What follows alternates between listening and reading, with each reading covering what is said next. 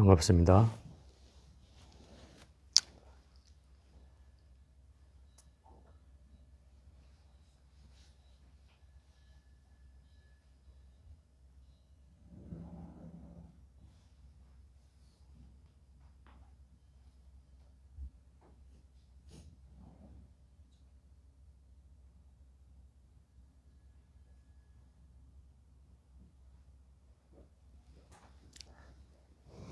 오늘은 우리 동안거 결제 마지막 법회 날이기도 하고 우리 선원의 동안거 결제가 마지막 날이기도 합니다.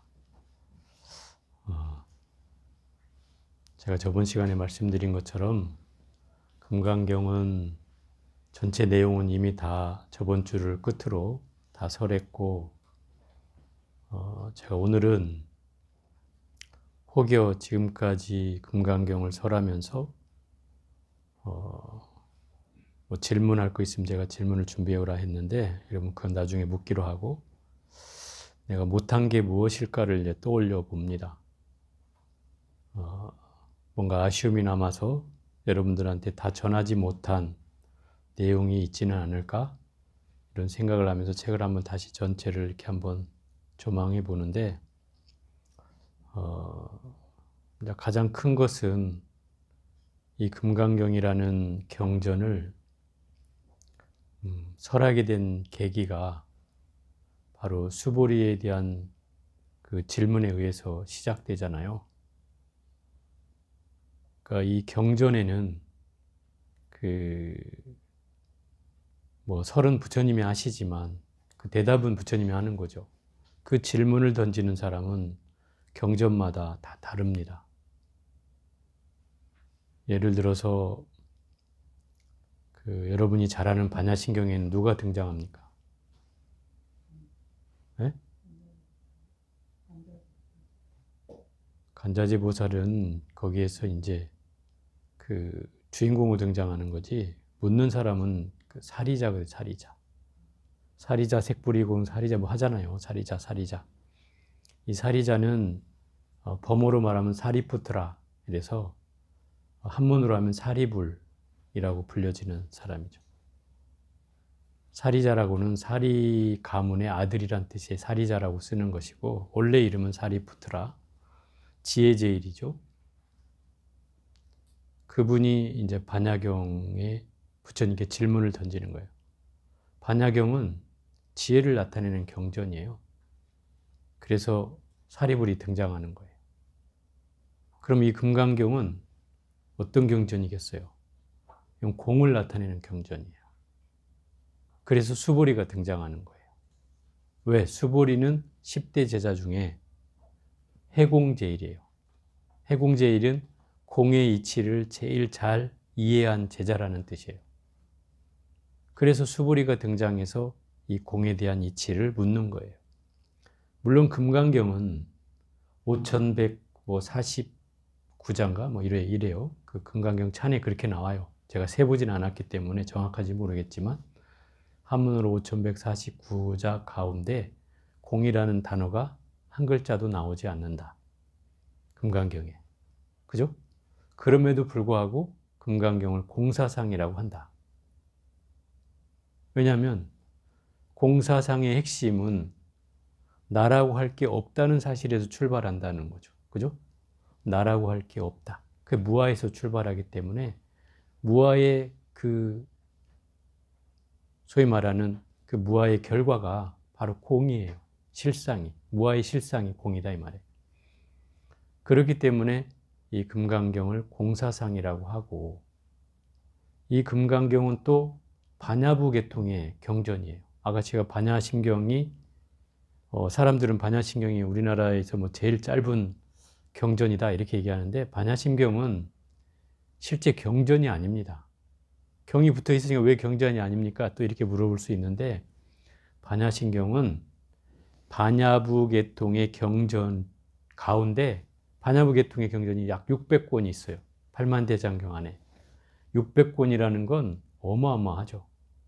왜냐하면 화엄경이 80화엄, 뭐 60화엄, 40화엄 이러니까 그 화엄경도 많다고 하는데 그것에 600권이니까 몇 배예요? 88에 87에 56, 뭐 75배 정도 되겠네요. 7.5배인가? 그렇게 되는 거죠.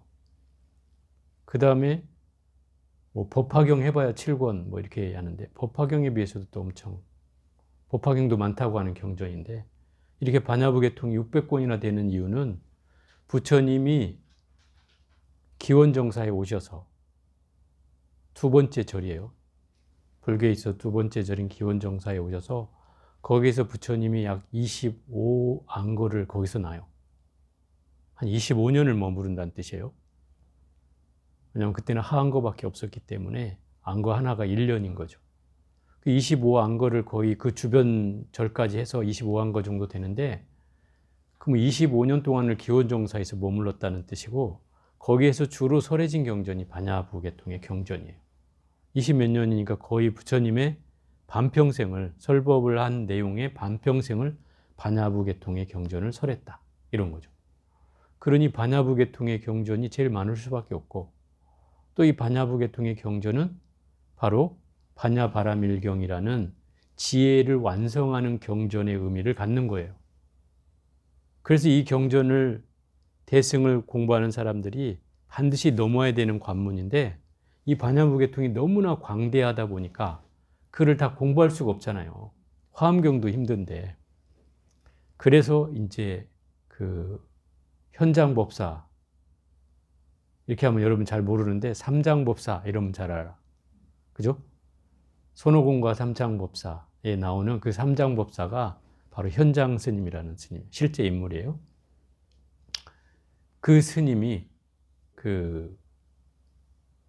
이 반야부계통의 경전이 너무 광대하니까 그 가운데에서 핵심적인 교의를 270자로 압축한 내용이 바로 반야신경이에요. 그러니까 반야신경은 실제 존재했던 경전이 아닌 거죠. 그냥 이 반야부계통의 경전 가운데 엑기스만을 모아서 그것의 핵심을 추린 거예요. 그게 반야신경이에요. 또 여러분들 잘 외우는 그 의상조사의 법성계 외우는 분 있죠? 그 법성계는 어떤 내용이냐면 화엄경에 대한 내용을 그렇게 압축해 놓은 거예요. 법성계로. 칠언절구로 해서 그것도 한 300여 자 안 돼요, 거의. 이게 의상조사가 화엄경의 큰 교의를 한 300여 자 되는 걸로 압축을 시켜 놓은 거예요. 전 대단하다고 생각해요, 그게. 또 여러분들 잘 외우는 약창계, 네? 화엄경 약창계라고 하잖아요.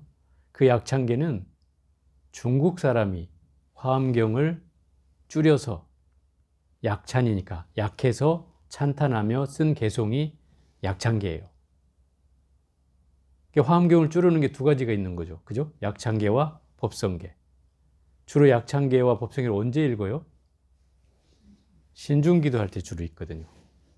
왜 신중기도 할 때 읽을까요? 화엄경에 보면 그 화엄경에 신의 이름이 104명이 등장해요.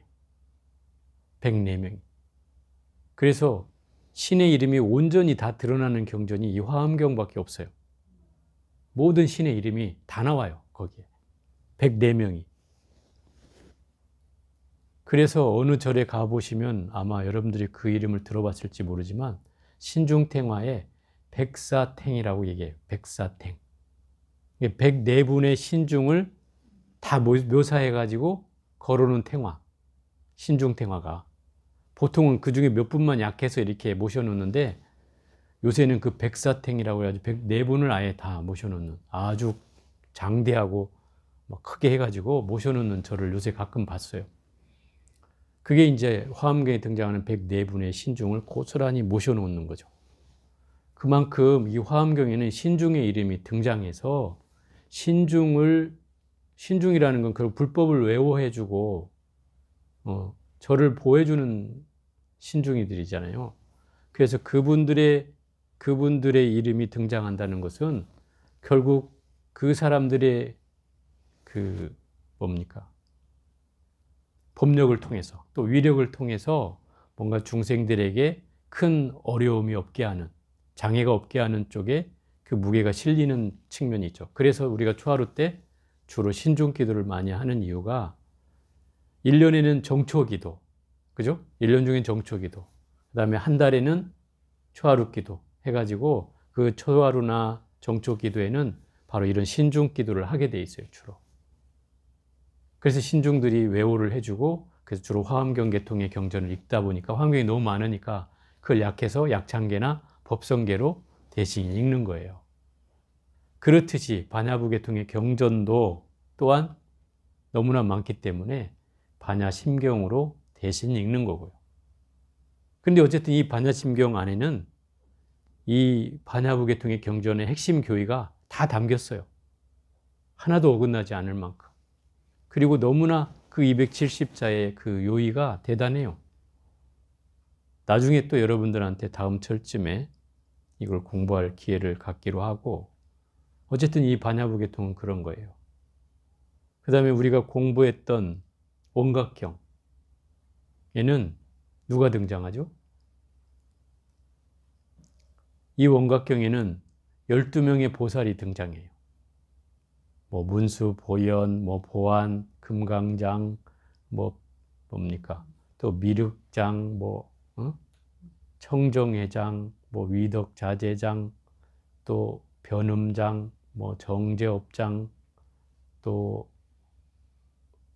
보각장, 원각장, 현손수장까지 이렇게 12명의 보살이 등장해서 부처님께 질문을 던지는 거예요. 12명의 보살이. 그래서 이 원각경이 구성되어 있어요. 그리고 12장으로 이루어졌어요.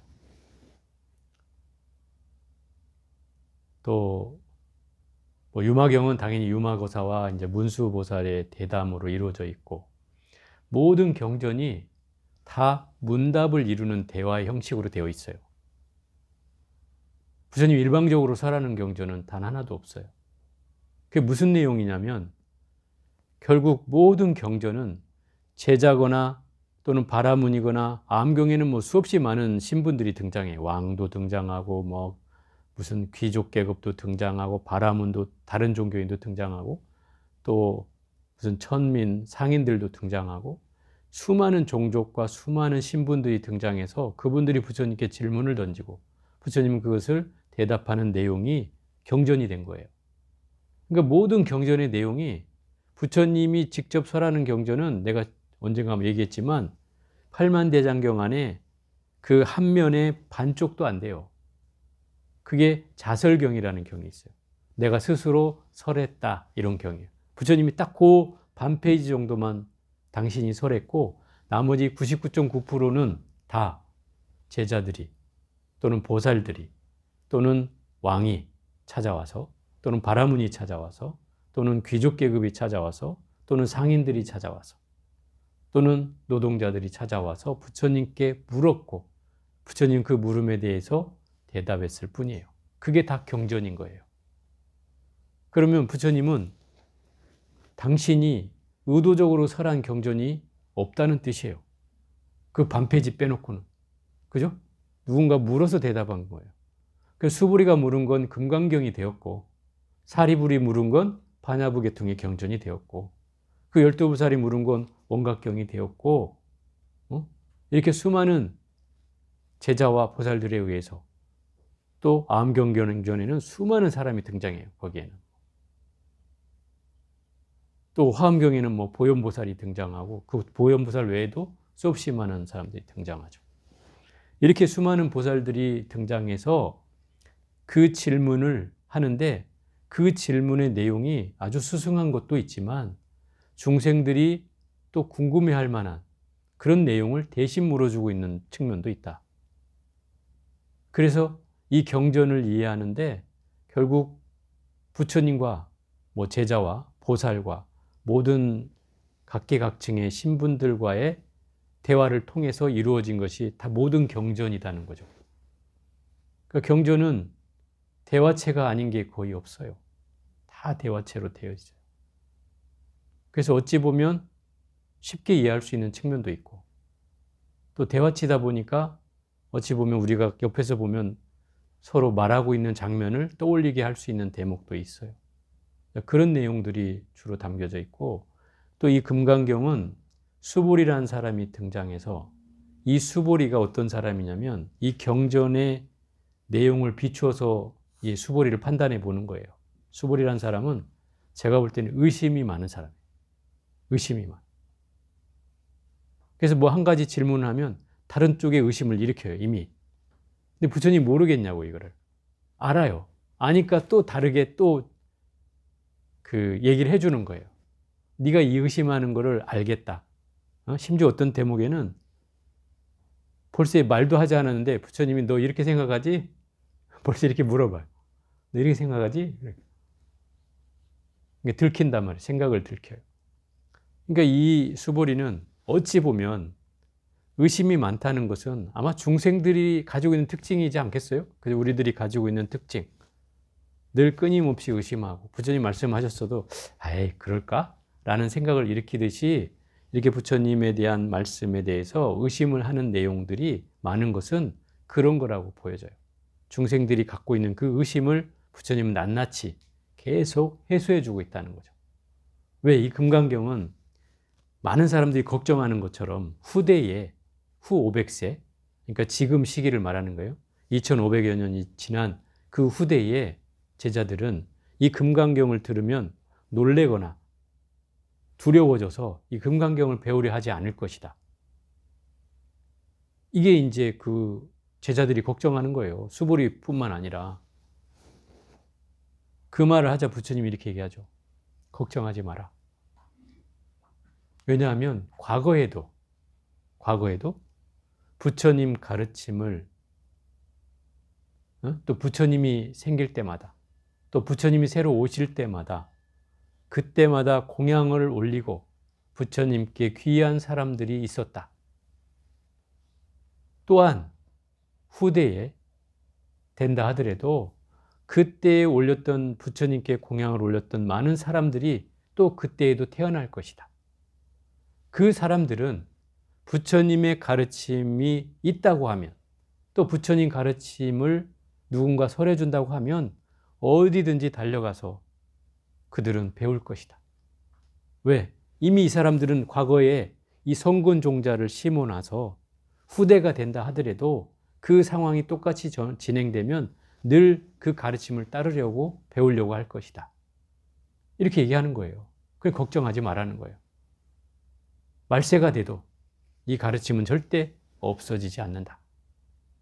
과거에도 그랬던 것처럼 여전히 후대에도 그런 사람이 있을 것이기 때문이다. 그런 거예요. 그래서 맨날 경전에도 나오지만 부처님의 가르침은 다 탐묘와 같이 여기고, 모든 부처님들이 다 이 경전에서 나왔다 하고, 그죠? 그 후대 사람들은 그 경전을 보고 부처님처럼 여기고 숭배를 할 것이다 라고 얘기를 하고, 또 그 경전에 대한 그 믿음을 충분히 두려워하지 않고 일으킬 수 있다고 얘기하는 거예요. 그게 이제 바로 이 금강경에서 얘기하고 있는 내용들이라고 할 수 있어요. 그래서 이 경전을 한자로 얘기하라면 공, 한마디로 얘기할 수 있어요. 공. 금강경이 뭡니까? 공. 그럼 두 마디로 하면요. 무아. 뭐 세 마디로 하면요. 뭐라고 할까요? 뭐 무주, 무상, 무아. 뭐 이거면 다 됩니다. 그러면 금강경이에요. 여러분은 이미 이런 사실들을 다 배웠기 때문에 금강경의 핵심을 다 배운 거예요. 다만 이 금강경을 통해서 여러분들이 가지고 있는 기본적인 상, 고정적인 상, 나라고 하는 상, 나라고 하는 집착, 이런 것들이 좀 엷어졌으면 하는 바람이죠. 이 공부를 통해서. 금강경은 바로 그걸 주는 경전이기 때문에 금강경을 통해서 나의 집착이 조금 더 내려놔 줄 수 있다면, 그게 여러분한테 제가 금강경을 강의한 최상의 효과라고 할 수 있죠. 그렇지 않겠어요? 자, 오늘은 여기까지 해보고 혹여 질문 있으신 분. 질문 준비하러 있는 한 사람씩 물어볼까? 예.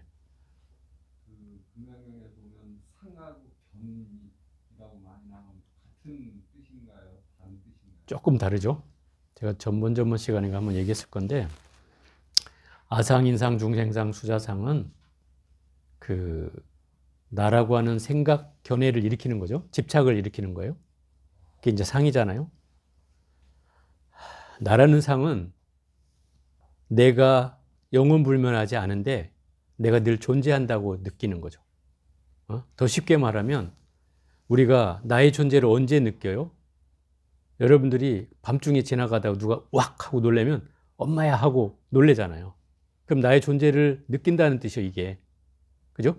또 여러분들 눈앞에 이렇게 갖다 대면 눈을 깜빡깜빡 하죠? 그러면 이게 나의 존재가 없다고 여긴다면 그런 생각이 일어나지 않겠죠. 근데 내 존재가 있으니까 그런 게 보면 두려움이 일어나는 거예요. 혹시 나를 어떻게 하지 않을까? 이런 모습이 사실 상의 근본적인 거예요. 근본적인 거. 여기서부터 상은 일어나는 거죠. 그런데 이러한 아상, 인상, 중생상, 수자상을 없애라고 하잖아요. 금강경 수도 없이 이 얘기를 한단 말이에요. 그러면 또 사람들이 어떤 생각을 하냐면 야 그래 맞아 아상, 인상, 중생상, 수자상을 없애야 돼. 그게 있으면 우리가 괴로워. 이걸 빨리 없애야지 하는 견해를 갖는 거예요. 그게 아견, 인견, 중생견, 수자견이라는 거예요. 없애야 되겠다. 이것도 상이 되고 이것도 견해가 되는 거죠. 결국은 거기에도 떨어지지 말라는 거예요. 상에도 떨어지지 말고 그것을 없어야 된다는 견해에도 떨어지지 말라는 거죠. 그럼 애초에 상이 없으면 견도 없는 그렇죠. 그게 없으면 이미 견도 없는 거죠. 근데 이것이 없애야 된다는 그 생각을 일으키기 때문에 견해가 생기는 거죠. 그래서 금강경에서 맨날 제가 여러분한테 얘기하잖아요. 해도 한 바가 없이 하고, 그죠? 말해도 말 한 바가 없이 하라. 이렇게 얘기하는 것은 어떤 집착도 갖지 말라는 거죠. 그리고 어디에도 내가 해야 되겠다 하는 생각을 일으키는 순간 이건 상해에 머무르는 거예요. 한 바 없이 하라는 것은 그냥 하라는 거예요. 그냥. 뭘 막 이걸 해야지. 여러분들 보면 처음에 공부를 시켜보면 그런 과정을 다 거쳐요. 책상을 바라보면서 한숨을 쉬어요. 저거 빨리 공부를 해야 되는데 사경을 해야 되는데 입으로만 노래 부르고 있어요. 가서 앉으면 되잖아요. 근데 여전히 리모컨 들고 TV를 보고 있으면서 거기 가서 안 앉아. 해야 되는데만 하고 있죠. 그죠? 이게 상인 거예요. 그냥 가서 앉아서 하면 돼요. 근데 거기에 걸려 있단 말이에요. 뭐에 걸려 있어요? 해야 된다는 것에 걸려 있는 거죠. 그게 스트레스예요. 따져보면. 나를 괴롭히는 행위예요. 이게. 제가 여러분한테 괴롭히라고 공부시킨 거 아니잖아. 그죠? 근데 여러분이 여러분 스스로를 괴롭혀. 해야 되는데 하면 이게 얼마나 괴로운지 아세요? 근데 다 누구를 할 것도 없이 이런 과정을 다 거친다는 거예요. 안 그래요? 여러분도 그러지 않았어요? 지금도 그러고 있을 거라고 보여져요. 이게 공부를 자꾸 하다 보면 이제 이 불신반쯤 되신 분들은 이제 그런 경계에 걸리지 않는단 말이에요. 해야지가 아니고 그냥 눈 뜨면 하고 있는 거야. 시간만 나면 하고 있고. 그게 걸리는 게 아니잖아요. 그냥 나 볼 일 있으면 나가서 볼 일 보고 일 있으면 가서 일하고 그리고 시간 나면 또 와서 쓰고 읽고 하는 거예요. 이게 무슨 시간을 뭐 어떻게 해야지 뭐 언제 해야지 이런 게 없단 말이에요. 그냥 하는 거예요. 시간이 나면 하고 안 나면 또 볼 일 보고 전혀 거기에 구애받지 않아지는 거죠. 이게 하는 법 없이 하는 거예요. 이런 경계를 우리가 맛봐야 된다 이 말이에요. 보살님들은 아직 내 습기를 이겨낼 힘이 아직은 부족하기 때문에 그런 현상에서 늘 싸우게 되는 거예요. 저는 여러분을 스스로 괴롭히라고 한 적 없어요. 스님이 나를 괴롭혔어 이렇게 얘기하면 안 돼요. 자, 또 질문 있으신 분? 네. 부처님은 열반을 하셨잖아요. 네. 원래 사람이셨다가 열반해서 부처님이셨는데 관세음보살님이나 지성보살님은 원래 신인가요? 아니면 부처님처럼 열반해서 보살님이십니까? 아주 중요한 질문을 하셨는데 보살님들은 과연 사람인가 신인가? 뭐 이런 내용이죠. 이 경전에는 보살님은 신이 아니에요. 그리고 우리처럼 똑같이 인간이에요. 그리고 전생이 있어요. 전생이 있다는 것은 부처님의 수행담처럼 부처님이 되신 과정이 있다는 거죠.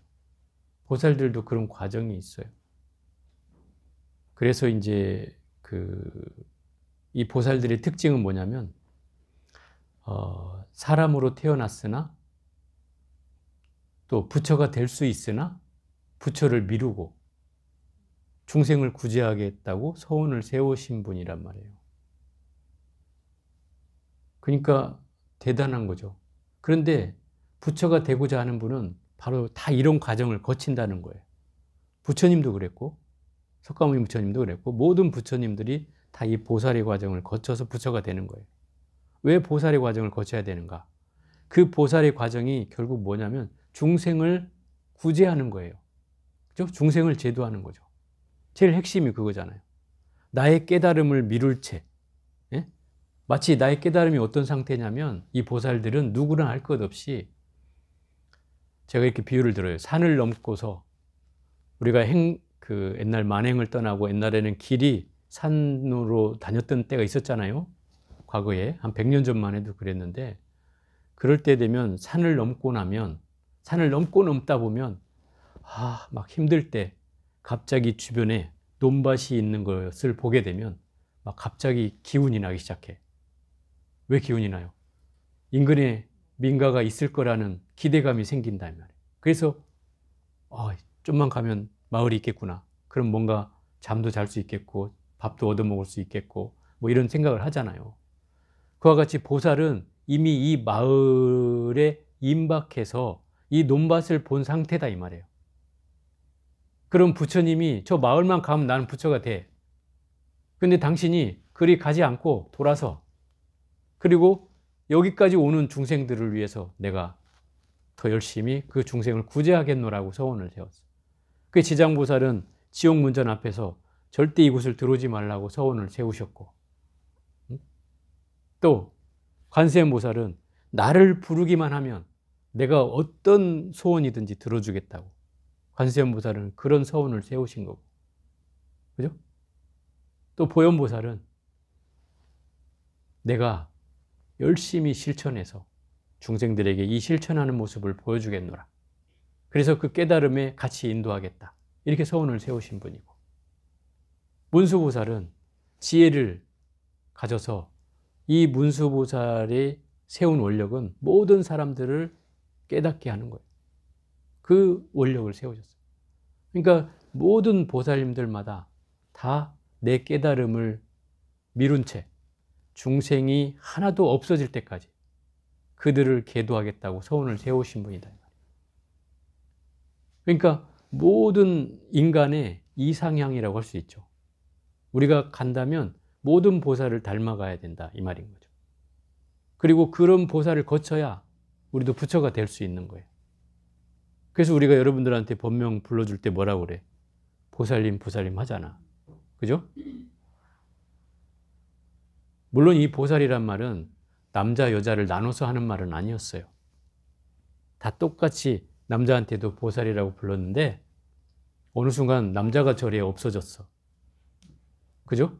조선시대에 오면서 이 억불숭유 정책에 의해서 남자들이 절에 없어요. 그러니까 여자만 남게 됐다 이 말. 그래서 이런 불교를 조선시대 불교를 치마불교라고도 해. 보살님들이 주로 절을 유지했어요. 절이 아주 힘들었을 때가 조선 500년 동안이에요. 왜 힘들었겠어요? 불교 절들을 탄압했으니까. 그래서 절이 시중에 있는 절들은 다 사라졌어요. 시중에도 절이 있었어요. 도시 주변에도 가까운 곳에 절이 있었어요. 근데 다 사라졌어요. 왜요? 그런 절들을 다 폐사시키고 스님들을 못 살게 하고 심지어 거기다가 유교 서원을 세우고 또는 거기다가 어떤 사람은 또 터가 좋다고 뭐 지 부모님 묘자리 하고 뭐 이렇게 하고 살았던 때가 있었죠. 그러니까 결국은 그 조선 500년 동안에 불교가 탄압받으면서 그 불교를 그나마 유지해뒀던 분들이 결국 보살님들이었어요. 궁궐에 사는 뭐 왕이나 왕비 또 아니 그 공주 뭐 이런 사람들이 후궁 이런 사람들이 저를 찾아와서 기도하고 절의 불사를 도와주고 이래서 그나마 절들이 좀 유지됐었어요. 그러다 보니까 이 보살이란 칭호가 여자한테만 남아있게 된 거죠. 그래서 지금은 성별을 나누는 이름이 돼버렸죠. 보살 그러면 여자다 이랬는데 실제 보살님은 여자가 아니에요. 그럼 남자냐? 남자도 아니에요. 제3의 성이에요. 그래서 여러분이 원할 때 남자를 원하면 남자로 놔두고, 그죠? 보문품에도 나오잖아요. 이게. 여자를 원하면 여자로 놔두고, 대신을 원하면 대신으로 놔두고, 왕을 원하면 왕으로 놔두고, 그죠? 부처를 원하면 부처님으로 놔두고, 천신을 원하면 천신으로, 대자자찬 왕으로 뭐 이렇게 다 놔둔다고 나오잖아요. 그게 원하는 거에 따라서 보살들은 응할 수가 있는 거예요. 그게 화신이에요, 화신. 그게 보살들의 역할이에요. 그러니까 여러분들이 뭐 보살님이 등장하면 저렇게 막 화관을 쓰고 아리따운 모습을 하고 나타나야 저게 보살인가? 이렇게 하면 그건 착각이에요. 제 모습으로 나둘 수도 있어요. 여러분이 잘 아는 모습으로. 어느 날 저 스님 꿈을 꿨어요. 이러면 그게 보살일 수도 있다 이 말이야. 여러분이 잘 아는 모습으로 등장하는 거예요. 그게. 나하고 인연이 있는 모습으로. 관세음보살이 등장할 수도 있고 여러분이 소위경전이 지장경을 읽는다면 지장보살이 등장할 수도 있고 또 관세음보살이 등장할 수도 있고 보현보살이 등장할 수도 있고 또 다른 보살들이 등장할 수가 있어요. 근데 그게 보살 형상으로만 나타나는 게 아니고 어떻게 나하고 가까운 인연의 모습으로 등장할 수도 있다. 또는 조상의 모습으로도 등장해. 대신 왜 우리 스님 조상님이 꿈에 나왔어요. 막 꿈자리가 사나워요. 막 이러는데 그럴 수도 있긴 하지만 정작 그게 보살일 수도 있다. 내가 공덕을 지어가면 그런 경계는 쉽게 나타나요. 여러분들이 공부를 계속 해나가면 뭐 여러분 선배님들이 그런 걸 다 거쳐왔기 때문에 제가 얘기하는 거예요. 그분들은 막 뭐 어떤 꿈을 꿨다 이렇게 얘기할 때 보면은 그렇다고 여러분 꿈 물으라는 거 아니에요. 꿈에 보면 이제 뭐 누가 보인다 이렇게 얘기하면 주로 이제 보살들이 화연해가지고 공부를 하고 있으면 막 나타나기도 해 실제로. 그래서 막 잘한다고 옆에 와 서 있기도 하고 머리를 쓰다듬고 가기도 하고 그렇단 말이에요. 그게 여러분 공부하는 게 이게 우스운 거 아니에요 진짜로. 그러니까 모든 보살들이 또 모든 신중들이 다 찬탄하게 돼 있다 이 말이에요. 내가 경전을 읽고 경전을 써가면 보이지 않는 세계에서는 그렇다 이 말이에요. 늘 찬탄해주고 외워해줘요. 여러분한테 제가 수계식 할 때도 가끔 얘기하잖아요. 개 하나당 5명의 외우하는 신중이 따라 붙는다고 하지. 그러면 5개를 지키면 25명의 신중이 나를 외워해준다. 근데 하물며 내가 경전을 읽고 뭐 사경을 하는데 수많은 외우 대중이 안 나타나겠어요? 나타나요. 그런데 대신에 잘 살아야죠. 만약에 허투루 살잖아요? 그러면 이 신들이 그냥 다 도망가진 않아요. 어떻게 하는 줄 알아요? 신들이 옆에 서 있다가 고개를 살짝 돌리기 시작해요. 안 봐, 이제. 나쁜 짓을 하면은 고개를 싹 돌린다, 이 말이에요. 그러다 계속 나쁜 짓을 하면 서서히 이제 멀어지는 거죠. 점점점. 그러면서 떠나가는 거예요. 그러니까 이제 점점 그런 경계를 여러분들이 뭐 느껴라 이런 건 아니지만 우리가 공부를 제대로 해가면 그런 외우하는 사람들도 항상 여러분들을 외우해준다. 근데 왜 저는 이렇게 복이 없나요? 또 이렇게 물은다면 아직 때가 아닌 거죠. 때가. 제가 늘 얘기하지만 공덕과 이 업장의 무게는 비례한다. 공덕과 업장의 무게는 비례해. 그게 무슨 얘기냐면 이 공덕이라고 하는 것은 내가 열심히 지어야 되는 거잖아요. 그죠? 열심히 지어야 돼. 근데 업장이라는 건 짓지 말라고 해도 지어왔어요. 그죠? 과거 생물부터 수없이 지어왔어. 그러면 공덕이 많겠어요? 업장이 많겠어요? 업장이 많겠죠.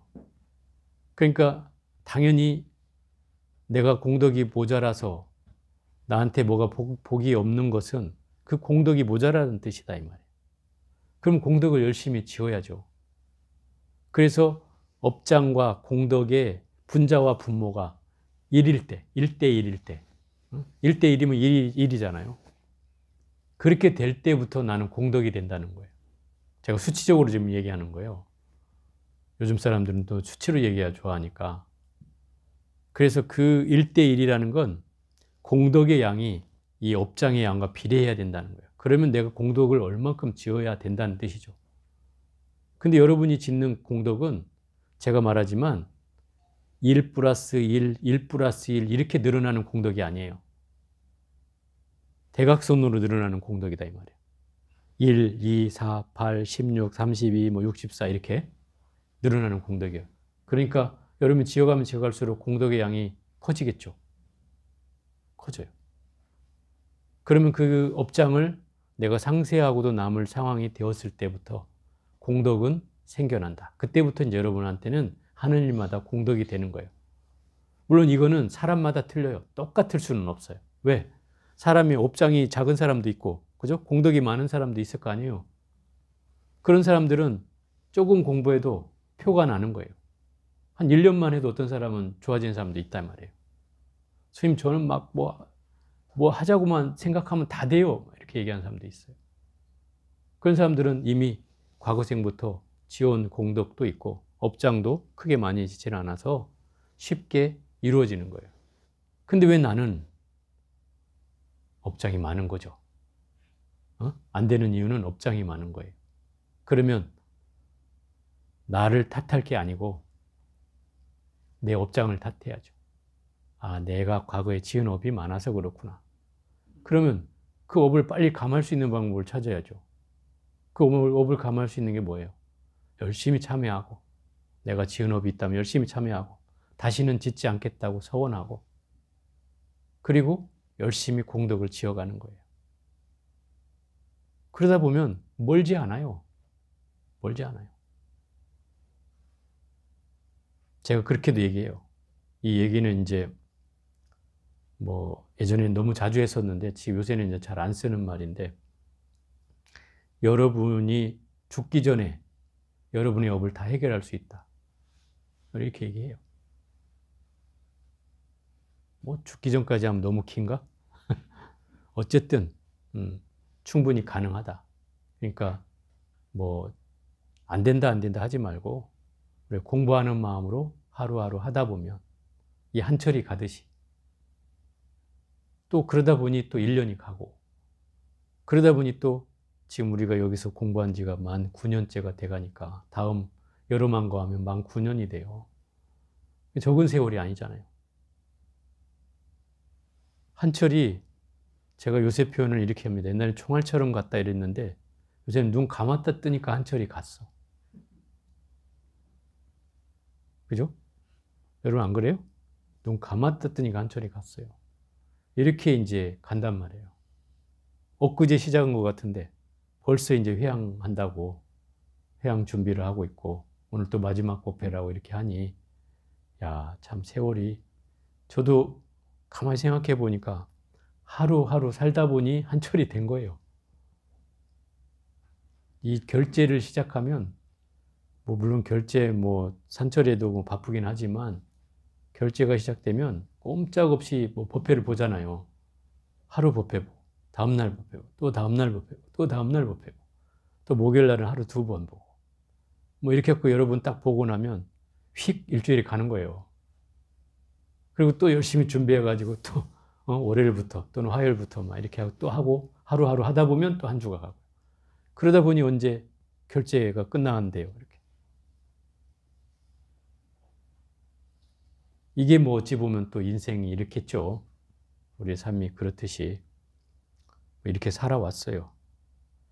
자, 이제 얘기 쓸데없는 얘기 그만하고, 또 질문 있어요? 네.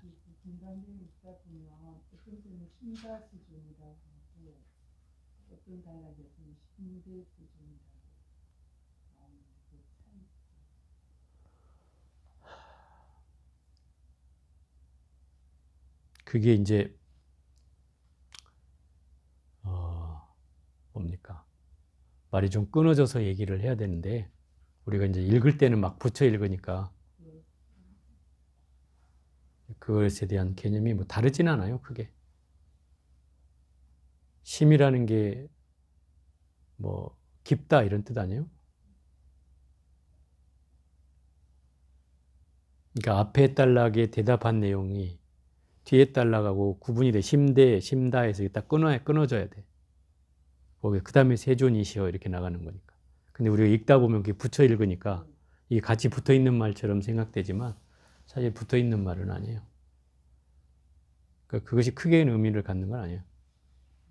깊이 뭐 믿는다, 또 크게 심대 세존. 그게 어디 나오지?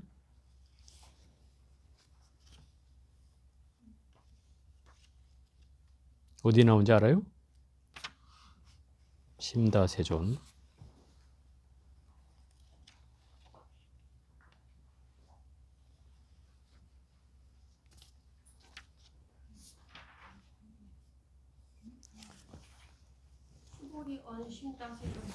그러니까 수보리가 말하기를 심이 매우, 심이라는 건 매우, 심다 세존이면은 매우 큽니다.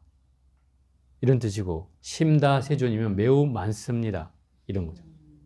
그죠? 그러니까 뭐, 예를 들어서 뭐, 항아사의 그 모래알 숫자가 많겠느냐, 적겠느냐, 이럴 때는 많다고 해 대답하잖아요. 그럼 심다 세존이시여, 이렇게 하잖아. 그러면 매우 많습니다. 세존이시여. 그 다음에 뭐, 부처님의 그 형상이, 예? 뭐, 어디에 나옵니까, 이게? 제 상이 구족되어 있다. 뭐 이렇게 얘기할 때 그 상이 구족한 것이 크겠느냐, 작겠느냐. 뭐 이렇게 부르면 매우 큽니다. 세존이시여. 이럴 땐 심다 세존, 심대 세존 이렇게 하겠죠. 매우 큽니다.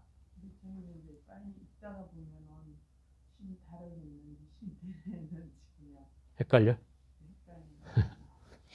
그러니까 이제 그게 많은 것과 큰 것의 차이죠. 숫자를 비유할 때는 많다고 얘기하고 또 크기를 얘기할 때는 이제 대자를 쓰는 거고 그 차이죠. 자, 또 있습니까? 빨리 물어요. 오늘 이제 시간 없어요. 오늘뿐이야. 네.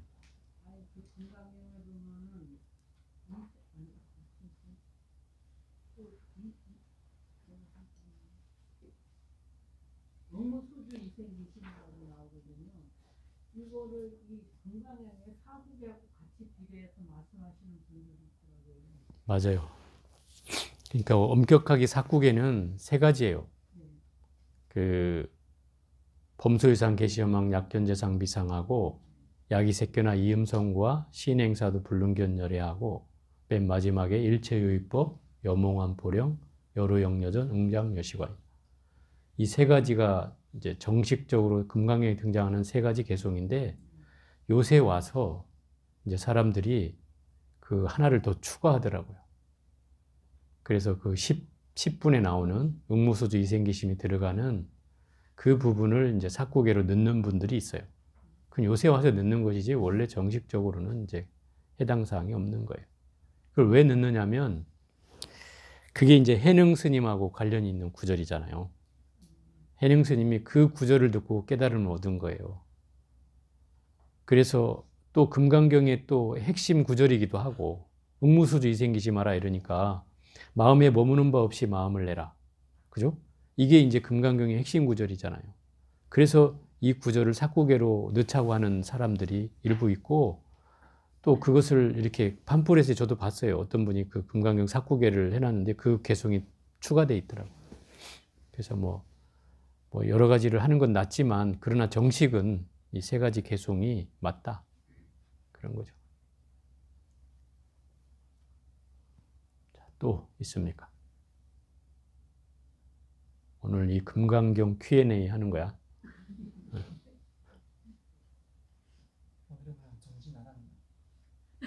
얘는 꼭 정진을 빼먹고 싶어 해. 넌 나가 혼자. 나가서 놀다 와.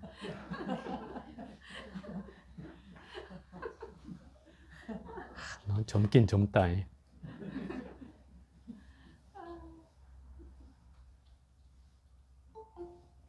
자, 또 질문 없어요? 이제 마지막 질문 하나만 받아볼게요. 스님도 서원을 하신 게 있으세요? 서원? 네. 무슨 서원? 보살들처럼.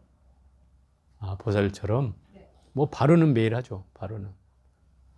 제가 이제 예를 들어 절을 하거나 여러분 여기 와서도 이제 절을 하고 나면 꼭 발언을 해요.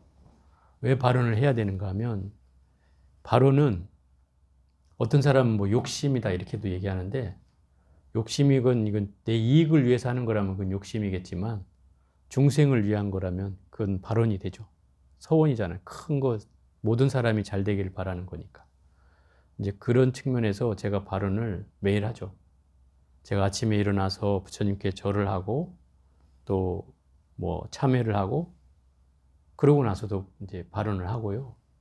또 여기 와서 절을 할 때도 3번을 절하든 1번을 절하든 뭐 7번을 절하든 그러고 나서도 발언을 해요. 그 발언은 첫째는 이제 제가 물러서지 않기를 발언하는 거고요. 첫 번째 발언은 그거예요. 딱 생각이 떠오르진 않는데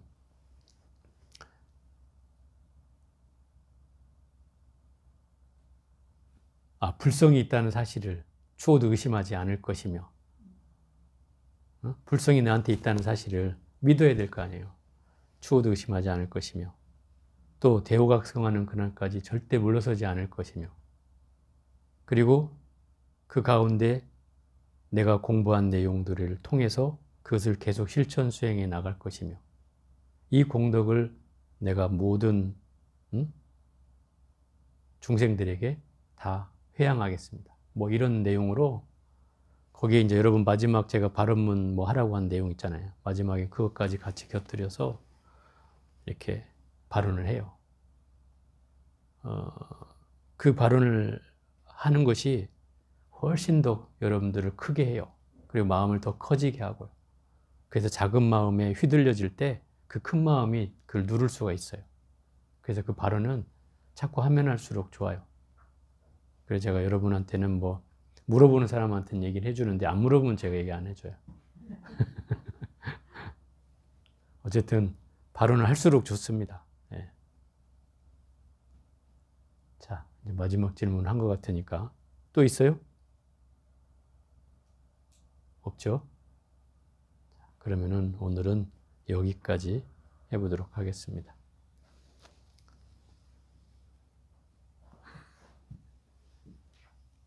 야, 저거 꺼야지.